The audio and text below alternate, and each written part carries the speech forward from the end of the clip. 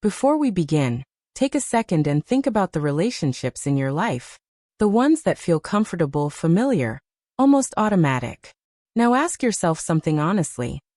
Are you still choosing those people every day, or are you simply continuing because life keeps moving forward? If you believe love is more than routine, if you think relationships should stay alive, curious, and intentional, then subscribe to this channel. Because here we don't just tell stories. We explore the quiet questions people are usually too afraid to ask out loud. And tonight's story begins with one of those questions.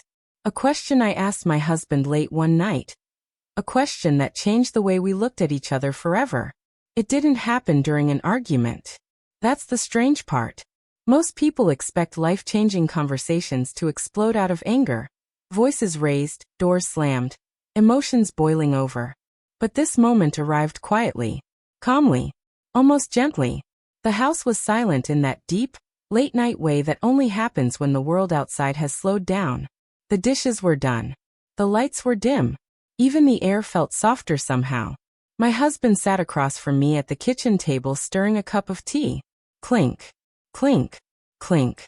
The spoon tapped lightly against the porcelain, repeating the same small rhythm over and over again. I remember watching his hands. I always watch hands when I'm nervous. Faces can pretend. Words can perform. But hands tell the truth. Hands hesitate. Hands reveal things people don't even realize they're feeling. And his hands looked relaxed. Mine didn't. Because I had been thinking about something for weeks. Something strange. Something dangerous. Something that, once spoken out loud, could never be taken back. Finally I said it. I've been thinking. The words floated between us. Simple words. But heavy. He smiled the way he always did when conversations started this way. That familiar smile. The comfortable one. The one built from years of marriage and shared routines. That sounds dangerous, he joked. Normally I would have laughed easily. But this time my laugh came too fast. Too tight. Because this wasn't a joke. Not really. I want to ask you something, I said. He kept stirring his tea. Okay. But I need you to really listen before you answer. That's when the spoon stopped. Slowly he looked up. Curious. A little cautious. I'm listening.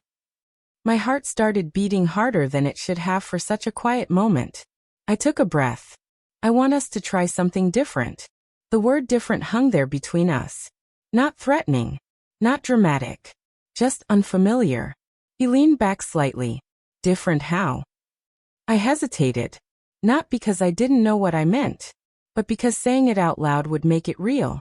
And real things can change everything. The truth is, nothing was technically wrong with our marriage. We didn't fight constantly. We weren't distant strangers living separate lives. From the outside, we probably looked stable, normal, even happy. We had routines. Friday takeout. Sunday grocery runs. Morning coffee together before work. Shared responsibilities. Shared jokes. Shared memories. And yet somewhere along the way, something subtle had changed. Not broken. Just softened. Like a photograph slowly fading in sunlight. You don't notice it day to day. But one day you look closer and realize the colors aren't as bright as they used to be. That's what had been happening to us. Not unhappiness. Not resentment. Something quieter than that. A kind of sleepwalking. We were still loving each other. But were we still choosing each other? Or were we simply continuing because stopping would feel strange? That question had been living in my mind for weeks. Growing. Waiting. And now it was sitting between us at the kitchen table. I just want us to be braver, I said softly. He studied my face. Braver? More honest than we've been. He frowned slightly. I thought we were honest. We are, I said. Then I paused. But there's honesty, and then there's truth. That sentence landed heavier than I expected. The room went quiet again. No television. No phones. No distractions. Just two people sitting across from each other. He didn't interrupt. Didn't rush to reassure me.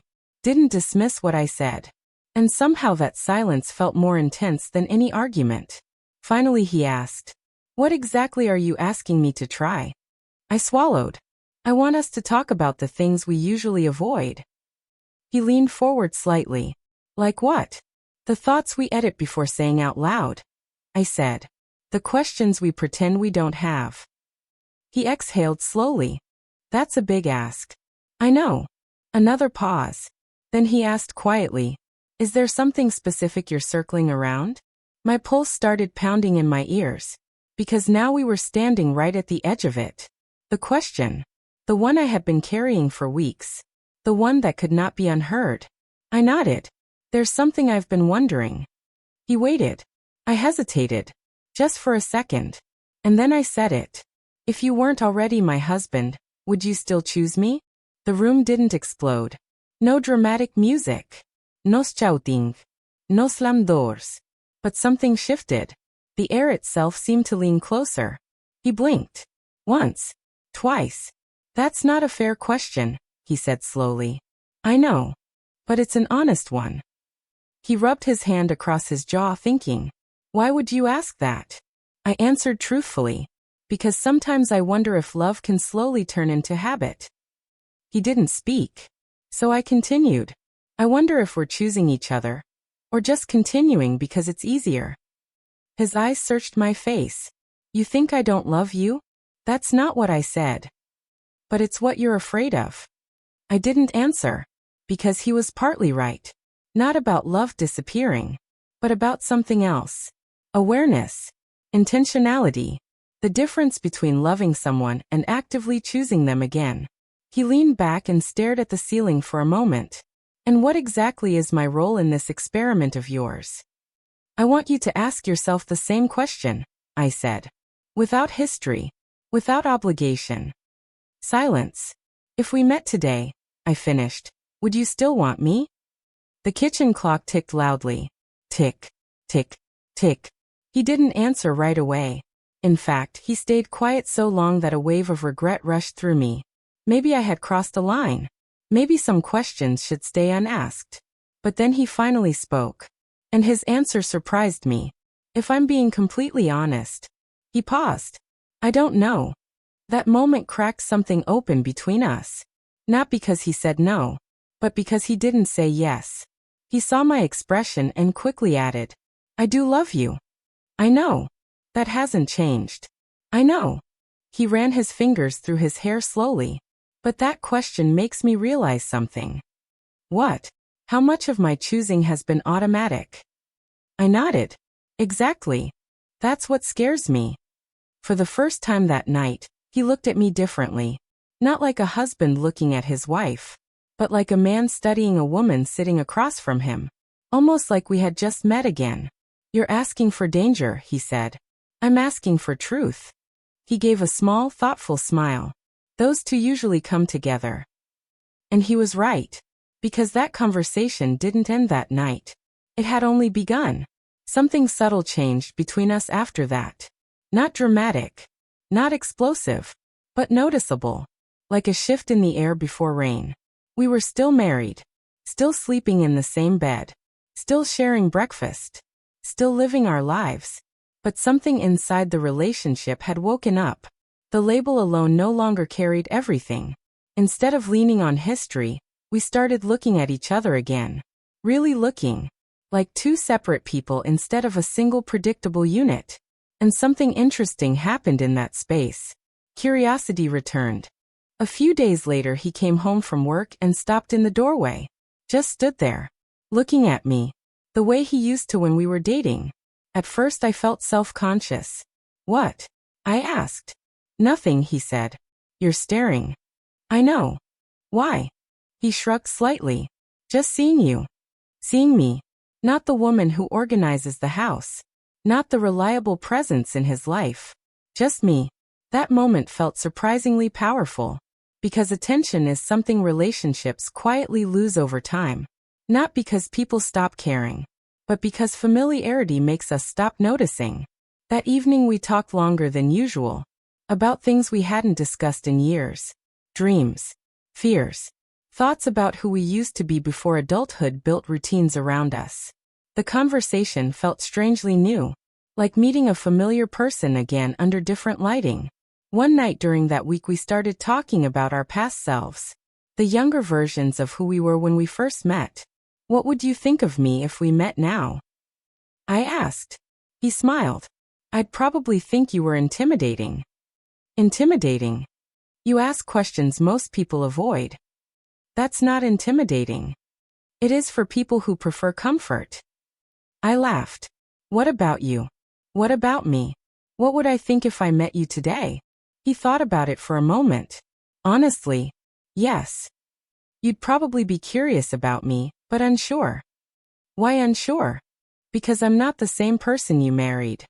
That sentence hung there for a moment. It wasn't sad. It wasn't negative. It was simply true. None of us stay the same. Years reshape us quietly. Responsibilities change priorities. Experiences change perspectives. The people who fall in love aren't frozen in time. They evolve. Which raises a difficult question. Are we still compatible with the person our partner has become? Or are we coasting on history? That's the conversation we had unknowingly started. Over the next few weeks, something unexpected happened. We started paying attention again. Real attention. Not polite listening.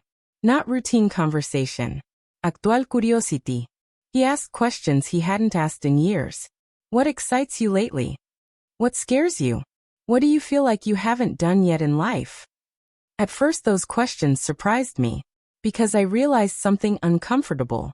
I had answers, but I had buried them under responsibilities, under daily tasks, under the quiet assumption that adulthood meant settling into patterns.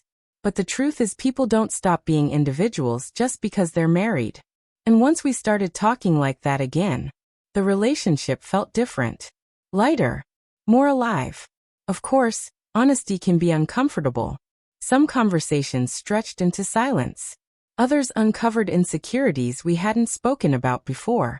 There were moments when one of us would say something and the other didn't know how to respond. But strangely, those moments didn't damage the relationship. They deepened it. Because avoiding truth creates distance.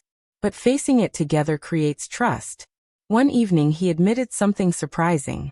I think we both stopped trying. I raised an eyebrow. Trying? Yes. Trying how? Trying to impress each other. I laughed. We're married. We don't need to impress each other. He looked at me seriously. Maybe that's exactly the problem. That sentence stayed with me. Because comfort can quietly replace effort. And when effort disappears, awareness fades. Not intentionally. Just gradually. Comfort is beautiful in relationships. It creates safety, security, stability. But comfort can also hide something. The question wasn't really about attraction, or doubt, or insecurity. It was about awareness. About refusing to let love turn into autopilot. Because autopilot relationships slowly lose depth. Not because love disappears, but because curiosity fades. And curiosity is oxygen for connection. Once curiosity returns, everything changes. You start seeing your partner as a person again. Not just a role. Not just my spouse. A human being still evolving. Still growing. Still surprising. Today our relationship feels different than it did before that night. Not because we solved everything. No relationship ever does. But because we stay aware now. Sometimes we still ask each other versions of that same question. Not in a threatening way. In a grounding way. Are we still choosing each other? And every time we answer yes, it means more. Because it's conscious. Intentional. Alive. Many couples stay together for decades without ever asking questions like that. And there's nothing wrong with stability. But there is something powerful about awareness. Because love that is chosen repeatedly grows stronger. Love that is assumed quietly fades into routine.